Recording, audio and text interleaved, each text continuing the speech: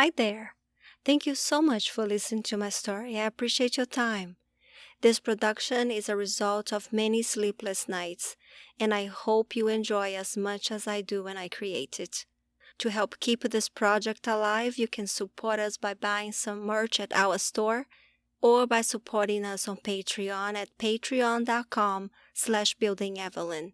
You can join at any level, and by doing so, you access true facts about the story, our chapters for your reading pleasure, full-length version of this episode, and much more. You can cancel at any time, no hard feelings.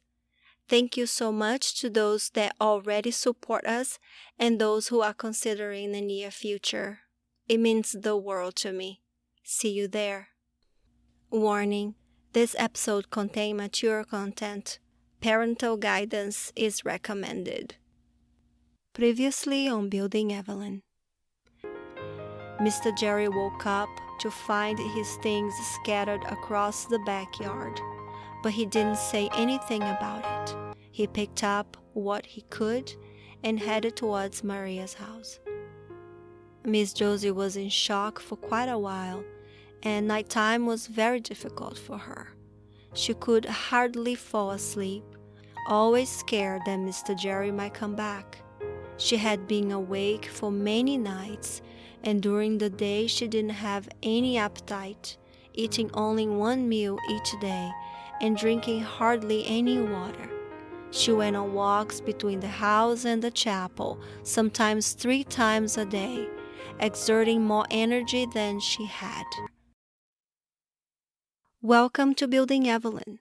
This dramatic story is based in true events, but written with a bit of fiction, showcasing Brazilian culture throughout the story. Some chapters are written by different writers, and each writer not only continues the story using real events and facts, but also puts their own twist on the previous writer's idea to keep the story moving.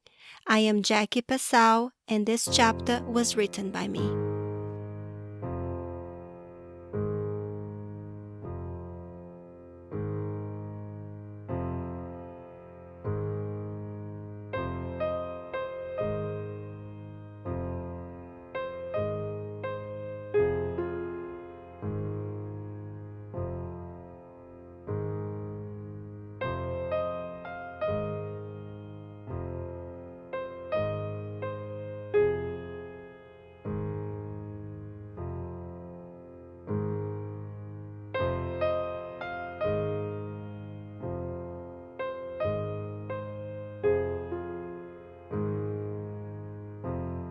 Evelyn fell more and more in love with books as time went by, and continued to spend her recesses at the library.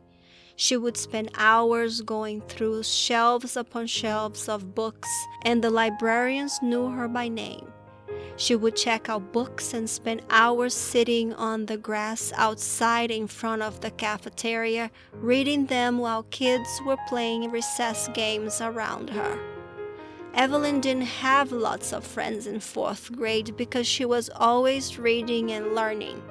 Sometimes her classmates would pass right by where she was sitting and make fun of her, but she never paid any mind to what they would say. She never tried making friends with them because she was always too focused on what she was reading. One day, while reading the newspaper, she overheard the librarians talking about a contest they were going to put together. Students who wanted to participate would have to audition, and they were looking for students that could play as narrator and as actors. The contest was to be open to all the children in her grade. Evelyn was automatically excited about it.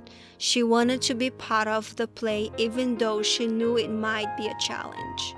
She hadn't really read aloud in front of people, and she didn't know if she was any good at reading, but she knew she would certainly try her best. She didn't want to ask the librarians questions because she didn't want to seem like she was eavesdropping, and she could hardly wait until they were ready to announce it.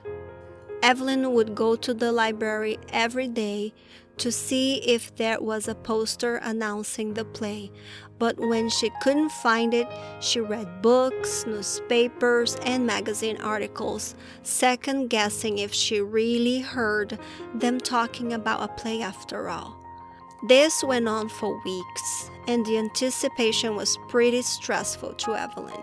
She would walk around the library looking for the poster, not even going outside the entire recess. The next day, while leaving the cafeteria, she saw a group of students gathering in front of the board outside the library.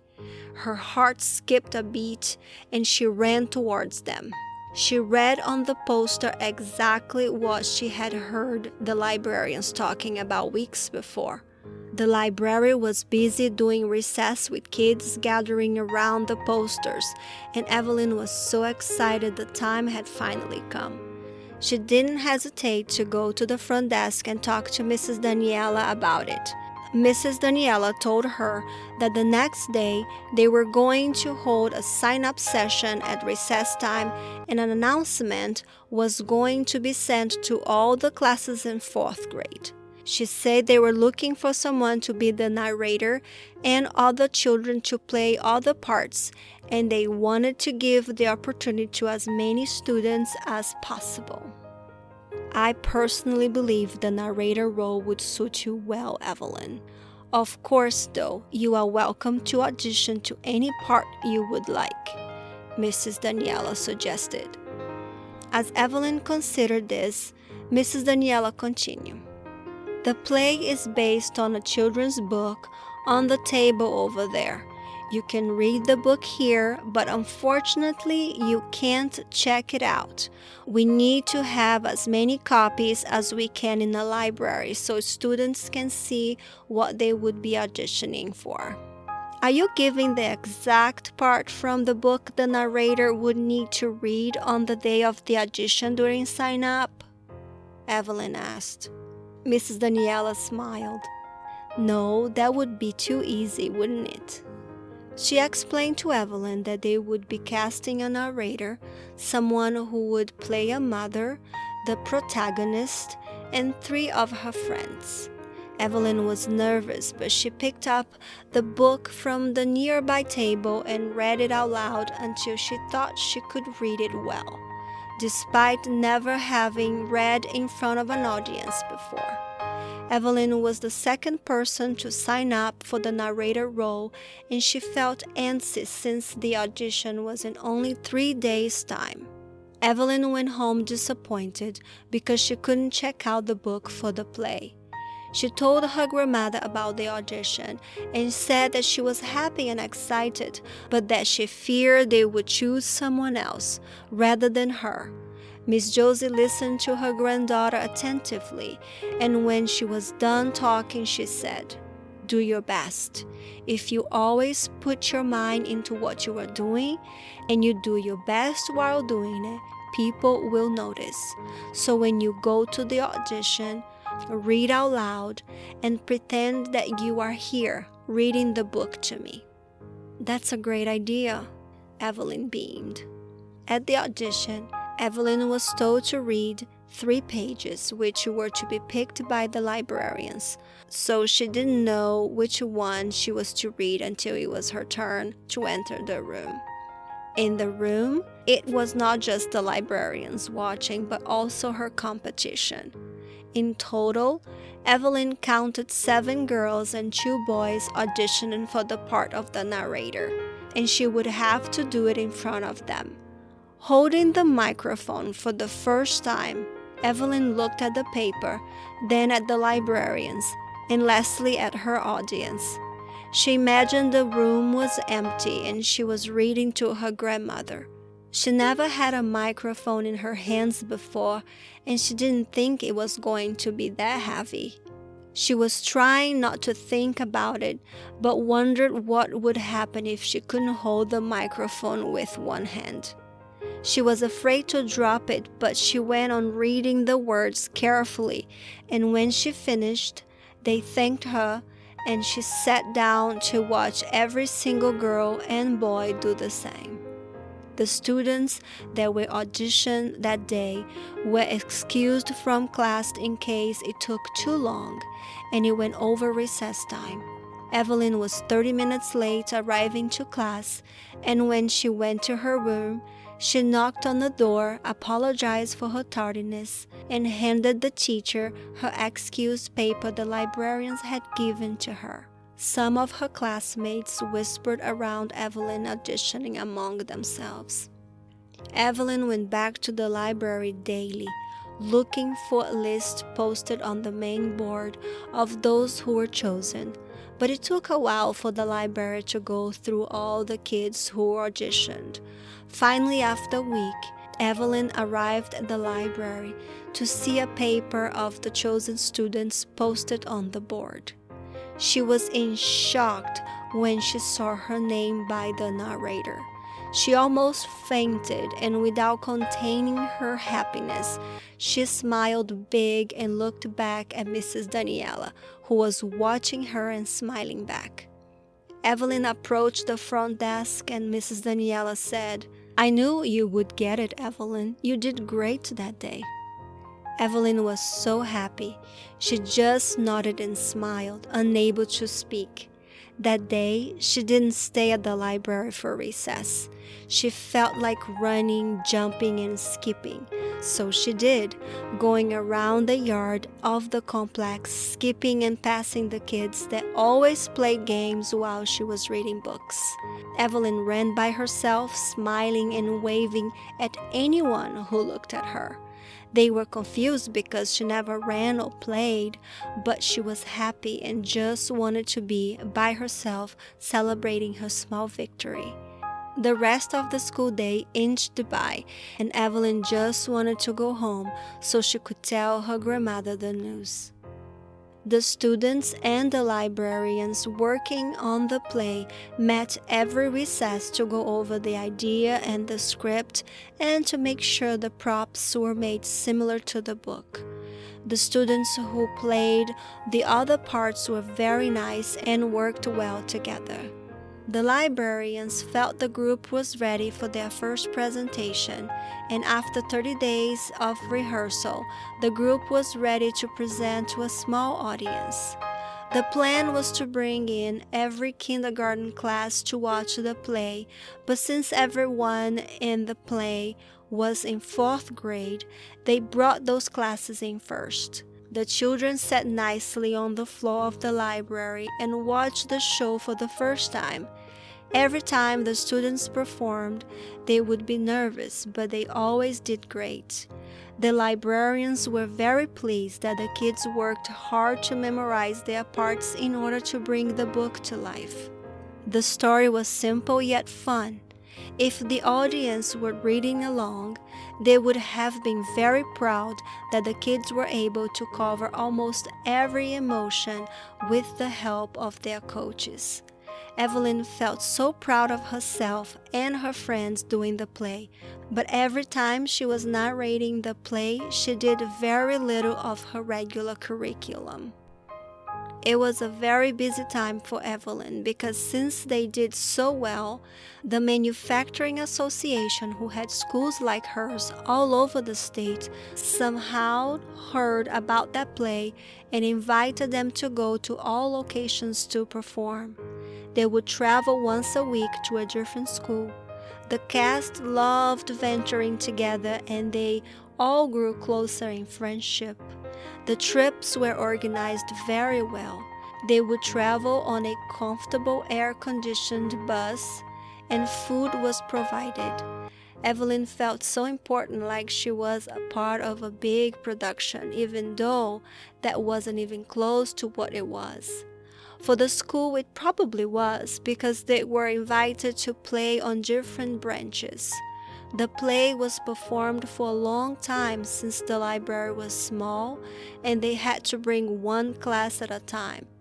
The librarians wanted the space to be cozy, so they had to organize a little area where the kids, big or small, would sit down on the floor comfortably and enjoy themselves while watching.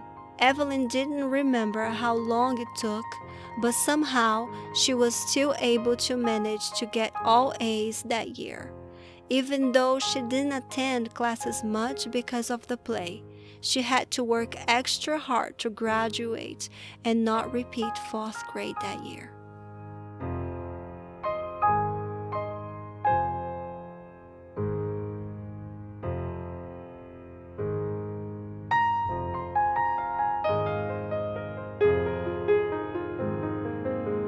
Ever since she was chosen for the part of the narrator in the play, Evelyn felt like she was dreaming.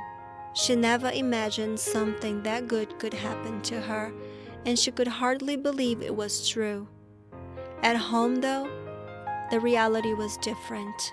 She felt hungry all the time because the food given to her wasn't enough to satisfy. Her father and mother both had jobs, but money and food was still stretched thin. Evelyn would climb trees in search of fruity treasures hanging up in the branches. But when she was busy with schoolwork, she didn't have the time. She found it difficult to study while hungry, and she spent most of her day thinking about food.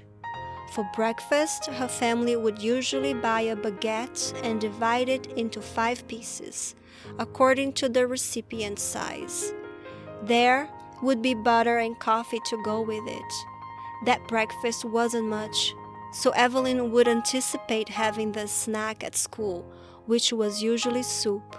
The school soup was good, but it was a small portion and she wasn't allowed to have seconds. Lunch at home was okay. The family would cook once a day, and they would eat that food twice daily. With every meal, the food was divided the same as it was portioned at breakfast. The food would always be rice, beans, spaghetti, and some type of protein. Most days it was chicken. Head to patreon.com/buildingevelyn to resume listening. Building Evelyn original story, narration, and production by Jackie Pesal. This chapter was edited by Karen Mata. Shop in Nukella at etsy.com/shop/Nukella, where you can find the cutest crochet dolls and animals. Nukella collaborated with Building Evelyn to bring the first Evelyn doll to life in crochet form. To order your custom doll, visit the site to learn more. Music by Clark James. You can listen to his amazing music on Spotify, SoundCloud, and Google Play. To learn more, visit clarkjamespiano.com or find him on Facebook or Amazon. I hope you find this podcast entertaining. If you are interested in contributing a song or to write the next chapter of the story, send us a message at info@buildingevelyn.com and we will consider featuring it. If you want to get in touch with us, find us on WhatsApp at 513-580-4595. For those who love to read, our chapters are now available at patreon.com/buildingevelyn. To listen to previous chapters and not to miss the next one, subscribe on your favorite podcast player, our YouTube channel, or head over to our website, buildingevelyn.com. That is BLDGEVELYN.com. And while you are there, consider clicking the donate link. That would be so nice of you.